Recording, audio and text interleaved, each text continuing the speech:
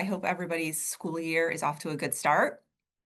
Um, we are doing this session tonight because, as you all know, there are lots of moving parts to the application process, and we've been working with you since junior year, and we've had the junior family meetings, and now we're having the senior check-in meetings with students, and we were recently in senior English classes to kind of go over the details of this with seniors to make sure they're understanding how all of these various elements that we've been talking about for the last several months all come together.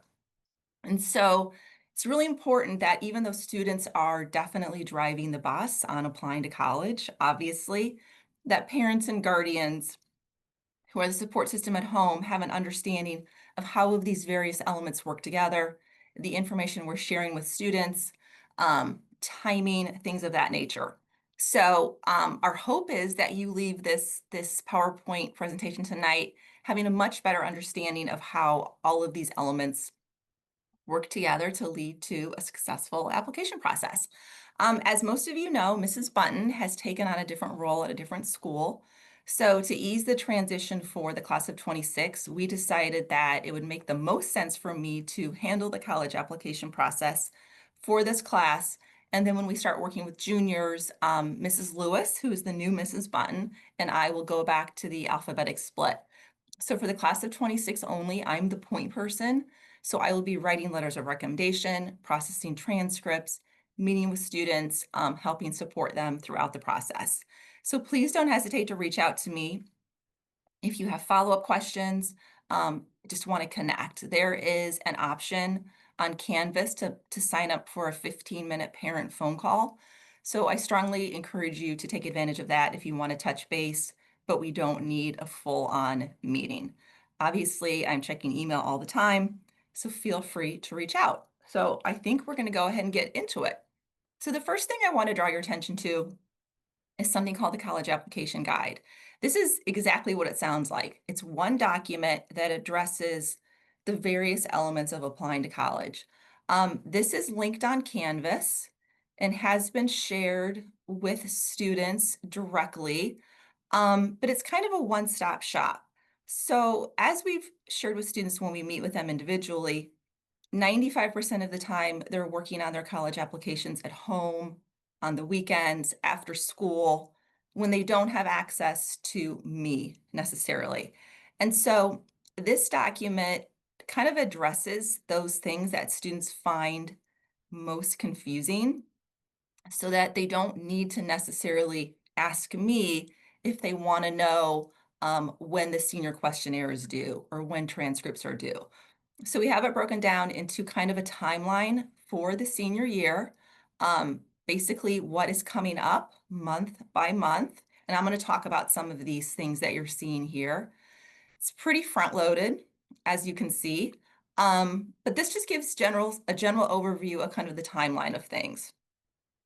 Then as far as requesting transcripts is concerned, I'm actually going to show you guys how to do it so that you know as well. But we have information on requesting transcripts, letters of recommendation, standardized testing, scholarships and financial aid, and then some additional resources.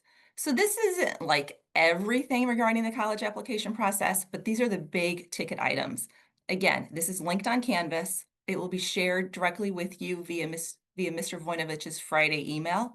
But no, this is kind of the one-stop shop.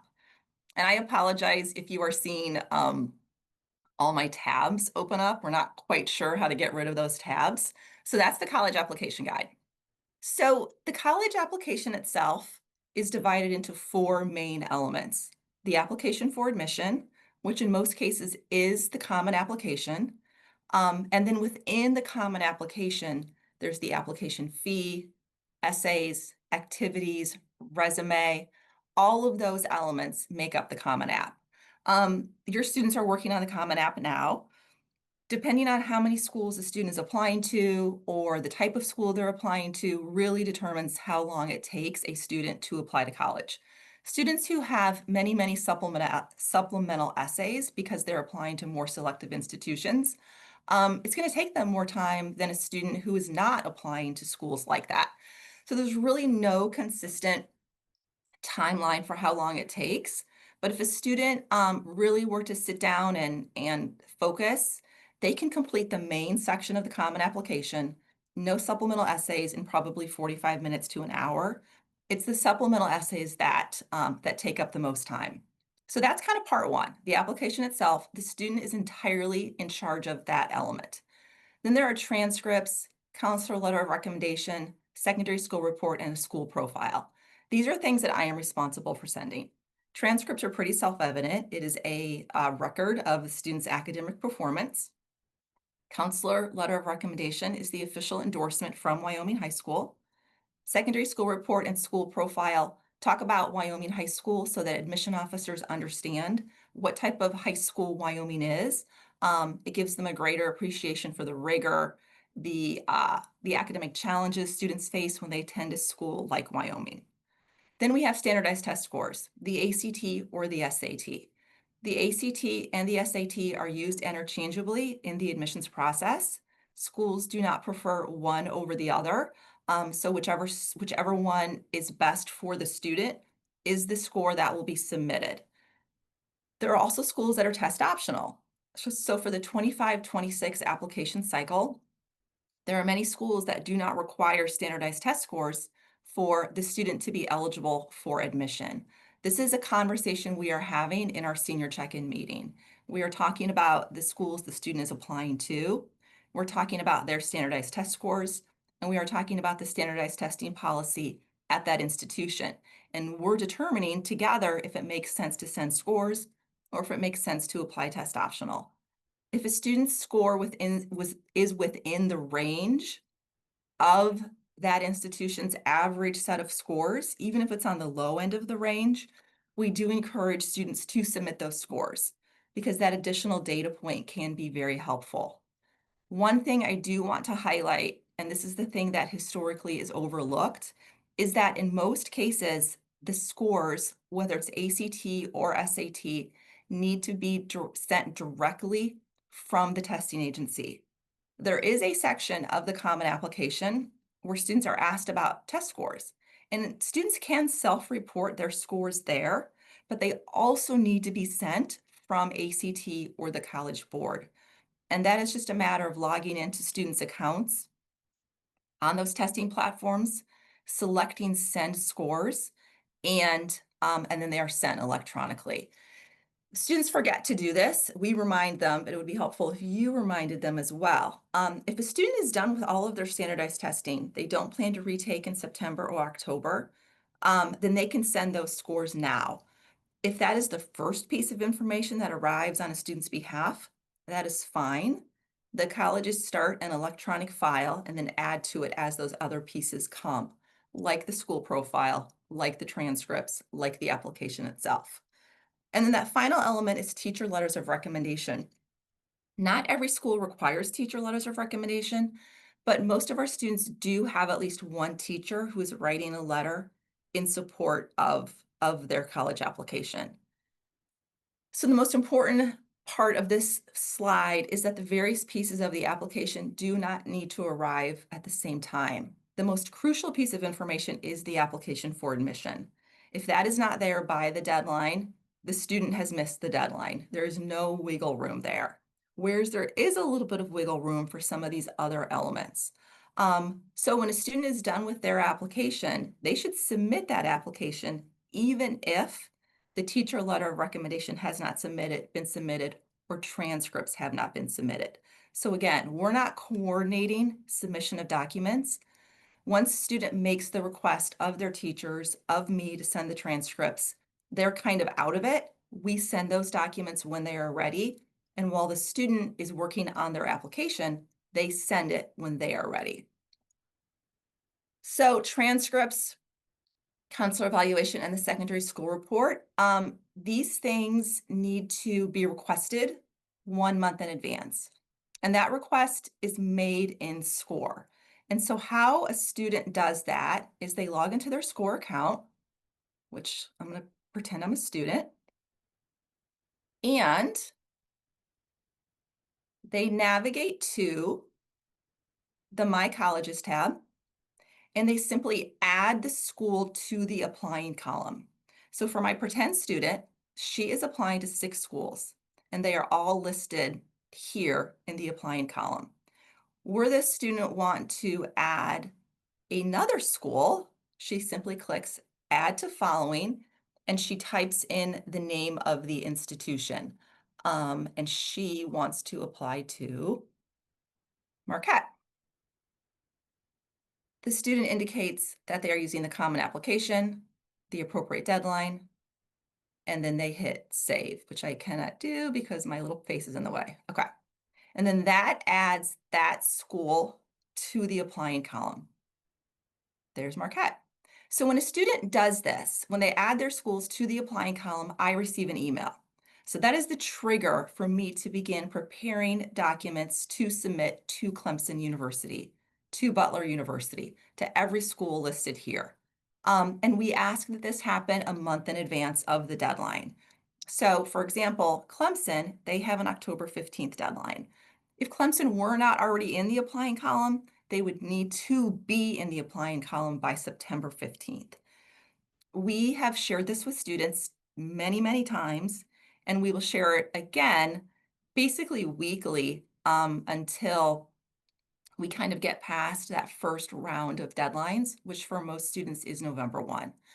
So as you can see, nowhere on this screen does it say transcripts are being requested, but that is what is happening when a student adds their school to the applying column. That is part one. Part two is after student has submitted their application. So they're in the common application, they've looked it over, everything looks great, they're ready to go, and they hit submit. They will then log back into SCORE and move it over to applied. When a student does that, I get another email notification that that student has actually applied to that institution, which is like the safety net. So putting it in the applying column is the trigger for me to begin preparing those documents. Moving it to the applied column is the safety net so that we know it happens. This also helps us with our data collection. We keep track of obviously where students apply and where they are admitted, and this is the mechanism we use to capture that data. And then I am invited in the counselor recommendation section of the common application. We've gone over this with students. When students add me to the common application, I receive an email, and that is how I will upload that transcript that has been requested, letter of recommendation, things like that. Again, this needs to happen a month in advance. All of these documents are submitted electronically, and it is a $2 fee for each transcript we send. So if a student applies to 10 institutions, in April, we will be sending home a fee statement for $20, which seems absurd because I too have been looking at the school fees that I owe for my son. And there's a lot of money that is exchanging hands the senior year. And I definitely don't want students and families to feel like we're nickel and diming you when you pay so many fees already. And then in April, we ask you for like $8. But that transcript fee pays for some of these platforms that make it really easy for students to apply to college. So letters of recommendation are an important element of the college application process. They are not required by all institutions, but because Wyoming is small and our students really get to know their teachers well and establish relationships, most students do want to have a letter of recommendation be submitted on their behalf by a teacher. This process needs to be initiated at least 6 weeks in advance of the school's deadline. So we are approaching that 6-week mark for schools that have November 1 deadlines. The good news is I'm finding that in my senior meetings, 99% of the students I'm talking with have already made this happen. They actually initiated this request last year, and this year they're kind of just tying up loose ends, making sure the teacher has everything they need to write a positive letter. That letter is also sent electronically via the common application. Like a student invites me in the common application, they also invite a teacher, their teachers. The teacher receives the link and they submit the letter electronically. It is the student's responsibility to make sure the teachers have everything they need. And at a minimum, teachers would like a resume and a brief paragraph as to why that student has selected them. Some teachers have other things they want a student to do. Like we have a junior year teacher who likes to have a little chat, a little one-on-one interview with the applicant before she writes the letter. Other teachers have their own paperwork to fill out. Those additional things are between the student and the teacher. And students know that when they are following up with their teacher to make sure the teacher has everything they need, many instances the teacher will say, yeah, the resume is great, but I also want you to sit down with me for a few minutes. So that's kind of handled between the student and the teacher. We're not involved in that part of it. We encourage the student to follow up with a written thank you note, as always. And when it comes to letters of recommendation in general, it is quality, not quantity. So there are schools that give students the option to submit up to 10 letters of recommendation. Obviously, we don't want that to happen. In most instances, 1 or 2 letters of recommendation is all that is necessary to give the admission officer a really strong sense of kind of what makes this student tick above and beyond what is included in the application. We are having these conversations in senior meetings about letters of recommendation and how many is it appropriate to have and who needs to be a part of it. A parent letter of recommendation is where you guys come into play.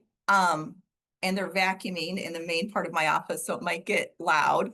Um, a parent letter of recommendation helps me write my counselor letter of recommendation.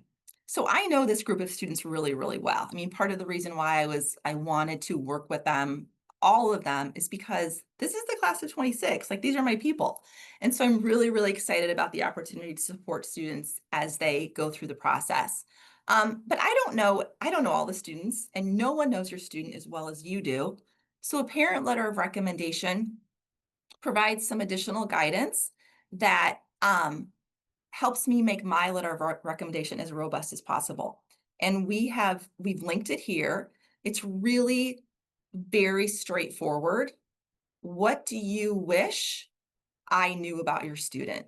Any unusual circumstances, any challenges, the things you're most proud of. It's a really fantastic opportunity to kind of reflect on what makes your student so fantastic. Let me know what those things are, and then I can add them to my letter of recommendation. This parent letter is due to me by October 1st, so a little under a month, and you can just email that to me. It doesn't need to be in a letter format. It can be in bullets, however is easiest for you. Style is irrelevant to me. It's the substance of the information that I'm looking for. This is confidential. I do not share it with your student, but I encourage you to share it with your student because while our kids obviously know that we love them, I think it's a really lovely thing when they can hear about all of the things that you think are amazing about them. So if you choose not to do it, not a problem. I can still write a really strong letter of recommendation, but this just helps me make that letter be as robust as possible. All right, back to ACT and SAT scores. Again, many schools are test optional for the 25-26 application cycle. It is the student's responsibility to confirm that standardized testing policy.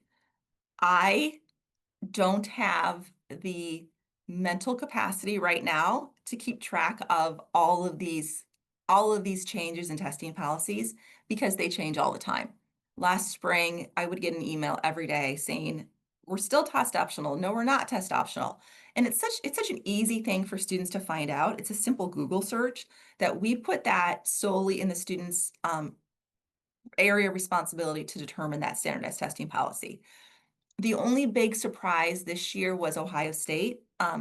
They've been test optional for the past 5 years, and this year for the class of 26, they reinstated that standardized testing policy as being required.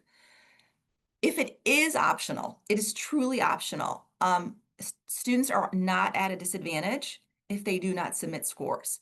Colleges are focused on what is in front of them, not what is missing. And we are finding that schools that are test optional are admitting at least half, if not more, of their students without standardized test scores. So if it makes sense to send them, obviously we're going to do that. But if it doesn't, then we won't. And students can pick and choose. They can send scores to 3 of the schools on their list and then not send them to the other 3 or 4. So it's kind of a case by case decision based on where the student is applying. After the application is submitted, again, students move that school to the applied column and score. That triggers the second email, which is a safety net for me. Once that happens, once a student has submitted their application, for that school, they won't work on the common application anymore, but there may be additional things that will need to happen in the portal from that college. So if a student applies to Loyola Chicago, after they submit the common application, within a few days to a week, they will receive an email from Loyola Chicago that will say, "Thank you for applying to Loyola Chicago. Please set up your account in the Loyola Chicago portal." And that is where students will monitor any scholarships that might have been received. It's where they will apply for housing. It's where they will accept the offer of admissions should they decide to go to that institution. It is really important that students always check their email, which I will talk about in a moment, but when they set up their accounts in the individual school portals, that they get in the habit of checking those every week or so, because that's that main source of communication. We want students to write teachers and recommenders thank you notes, and also begin to focus on third-party scholarships. We have many, many third-party scholarships listed on the counseling Canvas page. Um, every student has a module for the classes they are enrolled in, as well as a counseling module. And this is where we list third-party scholarships. Third-party scholarships are scholarships that follow the student wherever they go. They are not tied to any one institution. So if a student gets, $20,000 from Loyola Chicago, but they also get $10,000 from other outside organizations, that would just be added on to the money they received from Loyola. Students can receive outside scholarship or third-party scholarships up to the cost of attendance. Because of how the scholarships are structured and tax liabilities, students can't pocket the extra money. If a student has been very, very successful in receiving scholarship money, then it is up to the cost of attendance, and then anything beyond and above and beyond that would go to other students. It is so important that students check email. We have been hitting this hard for the past 3 years. I'm hopeful that not having phones will maybe kind of take it back to old school where students check their email more frequently, because this is how colleges are communicating with students. This is how they're letting them know if application materials are missing. It is also how they're monitoring demonstrated interest. If a student has applied to an institution and then never opens emails from that institution, that's a pretty clear signal to that college that the student is probably not that interested. And I realize that colleges are sending out a lot of emails. But when it comes to the schools that the student has applied to, I'm not concerned about what happened last year if a student didn't open their emails. But for the schools where they've actually submitted an application and are considered going, it is extremely important that students open those emails and look at them. Kind of a cautionary tale, and this is a true story. Several years ago, I had a student apply to a Case Western University. They were a very, very strong applicant. And I was having a conversation with the admission officer from Case prior to decisions being released, just to give me a courtesy of a heads up. And she said, we're deferring this student, which means they want more information. They're not ready to make a decision yet. And I was like, why? What are you talking about? Compared to all the other students you've admitted, this is a fantastic applicant. And they said this student has never once opened an email. They've never been to campus to visit. So they're giving us pretty clear signals that they're not that interested. So we're not going to waste a spot on a student that might not come. So as I've shared with students, and I think I've said this to you in the past, we're not looking for crazy behavior. Students don't need to become paranoid, but we are expecting students to behave as if they are actually going to enroll at this institution. So that means opening the email. That means if they're coming to visit Wyoming High School in the fall, attending that session, um, just acting like a person who's truly interested. So now we've applied to college. We feel like we have a handle on the application process. Now it's time to talk about how we're going to pay for college. Um, there's two forms that students may need to may need to submit. Everyone will need to submit the FAFSA, the Free Application for Federal Student Aid. The initial filing date is October 1st. For the last several years, that initial filing date has been all over the place because the FAFSA was revamped and then it wasn't working and the rollout was terrible and blah, blah, blah, blah, blah. But we received word from the Department of Education a couple weeks ago that it is ready to go on October 1st. So kind of the sweet spot in terms of filing the FAFSA is between October 1st and December 1st. Takes about 45 minutes to complete the FAFSA. It is shorter than before. It's gone from 75 questions to 35 questions. It involves parents' tax information. And parents typically are the driving force of the FAFSA, but I really encourage you to have your students sit with you while you are filling it out so they know exactly what it looks like, the information that is being asked. We are hosting a financial aid information session on September 30th, which is the night before the FAFSA is released. And I know that there's at least one senior night, I think for soccer that night, but we picked our date back in the springtime because an outside speaker comes to present the information. So I apologize if there's a conflict, but we will share the PowerPoint from that event if you're not able to make it on the 30th. In addition to the FAFSA, some institutions require a form called the CSS profile. The CSS profile is a product of the College Board, so students and families would complete it by going to the College Board website, and it asks more detailed information than what is captured in the FAFSA. The FAFSA allows colleges and universities to award federal and state aid. The CSS profile helps colleges award private aid, like their own money, their own endowment money. So private schools who have more money to give, or maybe more flexibility to determine how they want to give that money, ask students to fill out the CSS profile. And then the application for admission is the application for most institutional scholarships. So if a student applies for admission, typically by November 1st, they will automatically be considered for any institutional money that that school offers.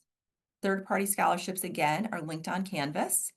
And we encourage also students to refer to colleges' websites as the financial aid section of their website, is they may link other financial aid and scholarship opportunities as well.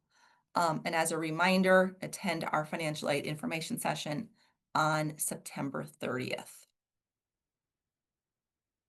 This is a stressful process. I have been a college admission officer, so I've read applications. I have worked here for 13 years, so I, worked here before I had kids, and I helped my older daughters go through this process, and now I'm helping my senior in high school go through this process. And I know what I'm doing, but I'm still anxious. So I completely understand the anxiety that you are feeling as a parent.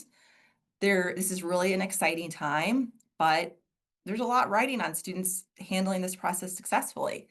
But I really feel that students need to feel empowered to do it because the plan is for them to go to college, where because of federal privacy laws, we are not going to be as involved as we have been at when they're in high school.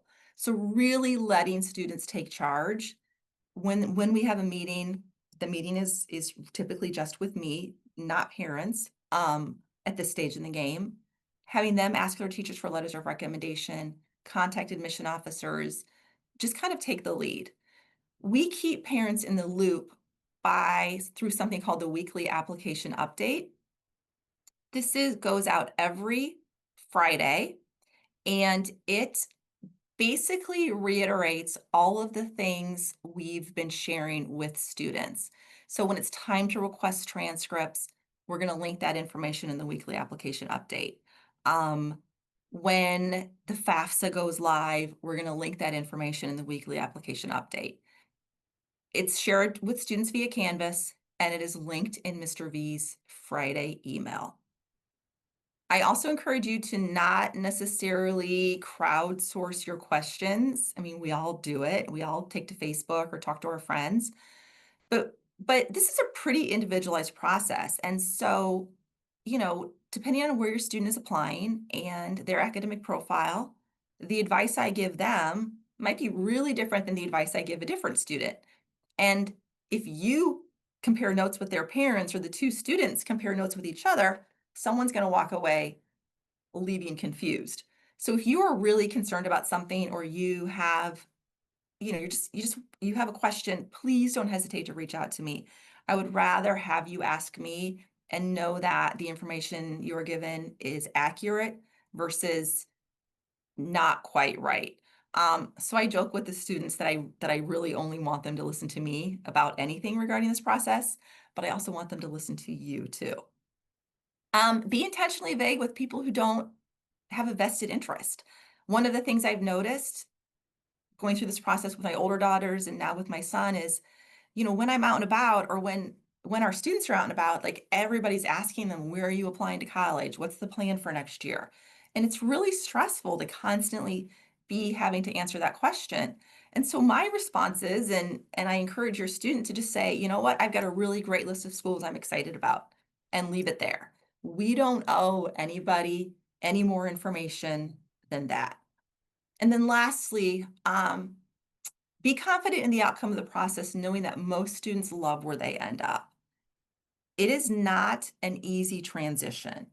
It is hard to go from the Wyoming bubble to being a freshman in college, especially the first 6 weeks. And so there's always the moment of panic where student thinks they've made the wrong choice. But if they just ride it out that first 6 weeks to a couple of months, 99% of the time, students love where they end up. They are no longer thinking about the schools they did not get into or the places they wish they had gone. They love where they are because they are surrounded by people who love where they are. So it's hard, that transition to college, but that's where the growth occurs. It's not just about the things that students are learning in class. It's learning to navigate making friends for the first time when students have been together since kindergarten, and just kind of having to make their way in the world. And so I think it's just really important that we let our students know that they're going to feel homesick. They're going to think they're going to have second doubts, but if they just write it out, they will be very happy with the outcome. And if they're not, if they really feel like they should be someplace else, students do transfer. It's not the end of the world. We're not getting married here. Um, there's not the soulmate college. I would never want a student go into it thinking, well, I can just transfer. But, students do transfer all the time, and we help them with that process as well. So thank you for joining us tonight. I'm going to stop sharing my screen in a moment and take some questions. This PowerPoint is going to be shared tomorrow, probably in Mr. V's weekly email, and also sent out through a final form or final form email. So the trick would be if I can figure out how to stop sharing my screen. We didn't practice that when Mrs. Lewis and I were practicing. So just give me 1 second to figure out how to stop sharing, and then we will go to questions. Okay, that's not it. See, Zoom was so great for a while because we were like so used to it, and then we stopped being used to it. So the only question I think I have is, will there be recording this online? I want my son to review it, but he's working this evening. The answer is, hopefully we recorded it correctly. Yes, I do see that in the upper right-hand column or the upper right-hand side of my screen, it is being recorded. So we'll have to send it to Mrs. Henke, who is our communications person, and she'll clean it up and then she will post it for us online. So it won't be like tomorrow, but it will be really, really soon. And if a student is taking the ACT in October, will the super score automatically be reported to the applied schools? The answer to the question is no. So if at the time of registration, you selected that it be sent to those initial that sent to 4 schools or however many schools, then yes, they will see it. But you need to indicate that on the ACT portal to automatically send those scores. And we encourage students to do that because the timing of the October ACT is tight. Um, Students take it, I think it's like October 5th, maybe. It takes about 3 to 4 weeks for that to be scored. So that score needs to be sent automatically. So colleges will receive it at the same time the student receives it, which seems like it's scary, but it's not scary because they take the higher score. So let's say a student took the ACT in September or June and got a 25, and then they take it again in October and got a 23. But if the college has the 25 already, then the student will be fine because they take the higher score. And that answer might have been convoluted. If it was, reach out to me directly. When will we start expecting to see these application update emails coming? They started 2 weeks ago. So again, it's linked in Mr. V's Friday email. And I know the Friday email is a lot of information. It is a lot of information. Mr. V is a fantastic communicator. So sometimes I think families glance over those and I glance over them, but in that weekly application, in that Friday email from Mr. V, we link our application update email. So look for it always there. Will students identified by the College Board have separate sessions for those parents to understand the process and how to properly apply for awards? I'm not sure I understand that question, so I'm gonna have you reach out to me directly on that. And some schools have sent apply for free emails. How does that work? Yes, typically there is an application fee, a part of the Common App. And so there is a section of the Common Application which says, do you have some sort of fee waiver or a code that allows you to not pay the application fee? And if you do, then you would just include that code of the fee section of the Common Application. And that's a great way to save a little bit of money on application fees. All right, let's see what we've got here. How does a parent get signed up for Mr. V's email? I thought everybody got Mr. V's email, that it just went out through School Messenger. So I suspect it's final forms when you fill out the registration for final forms. I think we ask for your contact information, but I'm not sure about that. So if you're not receiving Mr. V's weekly email, I encourage you to email Mr. V and say, I'm not receiving your email. How can I make that happen? I'm not sure what platform he pulls from to send those out. I think, let me go back here. I think those are all of our questions for now. Oh, a couple more. I think that's it. So if there is something that I did not address and you would like me to address it, feel free to reach out to me directly. You can call me, you can email me. I'm happy to answer anything that you would like further elaboration on. But we're really, really excited to work with this class. You know, one of the things that we've been hearing from teachers so many times this year is just how fantastic this class is. They're just really confident, really humble, really good leaders. So I think it's going to be an amazing year. I'm really excited to have the opportunity to work with your student, and I hope you have a great evening. Take care. Bye.